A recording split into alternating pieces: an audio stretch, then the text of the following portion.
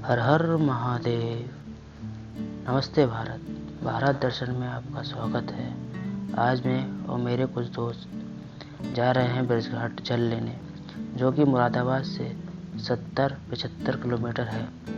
सावन के आखिरी सोमवार को हमारे मुरादाबाद, रामपुर और आसपास के सभी स्थानों के लोग ब्रजघाट गंगा जी से जल लेने आते हैं और अनेक कांवड़िये के जत्थे तो आपको दिख ही रहे हैं। कांवड़ यात्रा क्या है और क्यों की जाती है? हर साल श्रावण मास में लाखों की तादाद में कांवड़िये अनेक स्थानों से आकर गंगा जल से भरी कांवड़ लेकर पदयात्रा करके अपने घर वापस लौटते हैं और शिव मंदिर पर जल चढ़ाते हैं। इस यात्रा को कांवड़ यात्रा बोलते हैं। अब मैं आपको कांवड़ यात्रा का कुछ धार्मिक और सामाजिक महत्व बताता हूँ। धार्मिक संदर्भ में कहें तो इंसान ने अपने स्वार्थपरक नियति से शिव को रुष्ट किया है। कांवड़ यात्रा का आयोजन अति सुंदर बात है, लेकिन शिव को प्रसन्न करने के लिए इन आयोजन में भागीदारी करने वालों को इसकी महत्ता भी समझनी होगी।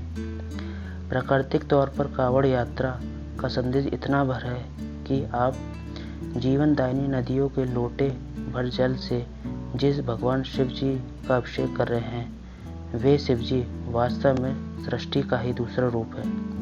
धार्मिक आस्थाओं के रूप में सामाजिक सरोकारों से रची कांवड़ यात्रा वास्तव में जल संचय की नीति अहमियत को उजागर करती है।